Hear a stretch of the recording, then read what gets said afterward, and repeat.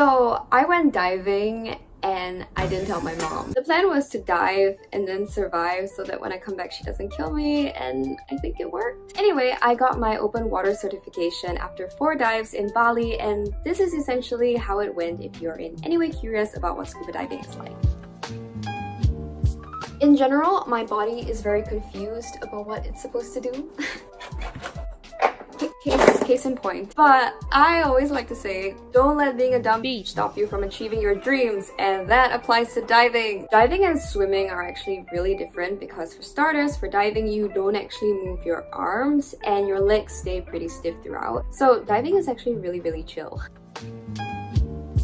I had to go to class, which I haven't done in a really long time, so I was a little bit stressed out. But all we had to do was watch videos. In fact, the entire video is on YouTube somewhere. I'll link it down below. There are 5 main videos that we had to watch. I finished the first 3 in the first day, the last 2 on the second day, and on the third day I had a final quiz, which I was reasonably stressed about because, you know, Singapore is top on the PISA rankings. A lot to live up to, but really it was honestly really chill. If you remember the main stuff from the videos, you're all good. So anyway, back to the first day. After the first 3 videos, we went for lunch, and then it was down to the pool stuff. The diving pool is 3 meters deep. I heard it can get deeper, but anyway, I was terrified because when I was a kid, I nearly drowned because I wanted to show off my bikini, but I forgot to put my float on before getting back into the pool. But that's now in the past. We're balling in a 3-meter pool now. To start off, I had to get through 2 tests, the first of which is swimming 200 meters in the pool, and the second is floating for 10 minutes. I cannot tread water for my life, so luckily it's okay to just float on your back. It's super chill. After that, I also got to pick up my dive gear, learn how to set up the dive equipment. Then I spent about 2+ hours learning dive skills in the pool, like clearing out your mask in the water and what to do if you run out of air. It's just preparing you for the worst case situation. But yeah, it's chill. I feel like diving in general, the motto of diving should just be, it's chill. On day 2, I went on 2 open water dives, which is basically in the open ocean, to practice my pool skills. It was actually more like 1.5 dives because the first dive was so bad that we had to abandon it after 10 minutes. Great start. The currents were really strong and I was just holding onto the rope and getting thrown about, just thinking like, oh my god, this is it. And there was absolutely no fish because all of them had the common sense to not be out and about in this situation. It was just absolute blue everywhere, and I was like, why does this look so familiar? And I was like, oh, it looks exactly like the default iMovie background. But yeah, anyway, the second dive was much better because the currents were less crazy. When I came back up on the boat, I was telling everyone I saw fish, and everyone was just like, wow, fish in the ocean! Who would have thought? On the third day, we went diving at Tulamben, which has an amazing shipwreck. It's called the US-AT Liberty. We did shore diving, which is basically walking into the ocean and descending from there, and the beach is amazing. It's just pebbles. And yeah, just listen to that. Listen to the sound. I'm gonna just put it there for your listening pleasure.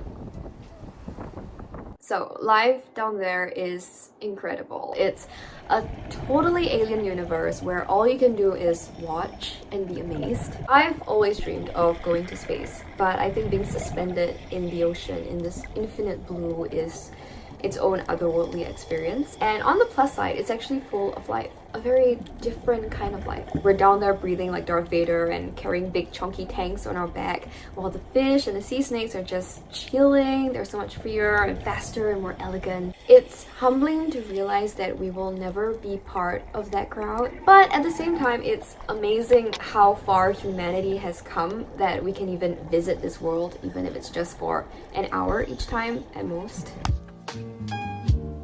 Before coming to Bali, I watched an amazing documentary on Netflix called Chasing Coral. I highly recommend it because it really shows you how beautiful it is underwater. And it also talks about how global warming means that we might not see this ecosystem anymore in future. I think I cried more for this documentary than I did for Endgame, so go figure. It's really tragic that in 30 years, almost all of this will be wiped out, and most of us won't even realize what we've lost until it's too late. So, you know, save energy, burn less fossil fuels, fight global warming, so our kids might still get to see the ocean and all the beautiful things it has to offer. Funnily enough, my official card just came in, so give me a second. If you're curious, this is what it looks like. Okay, I don't know if they're personal details, but this is my diving card. It's gold! So I could not have gotten this without Fred, without Kelvin, and all the fishes that made a guest appearance in all the videos. I'm very thankful for them for possibly changing my life. I definitely am planning to dive a lot more.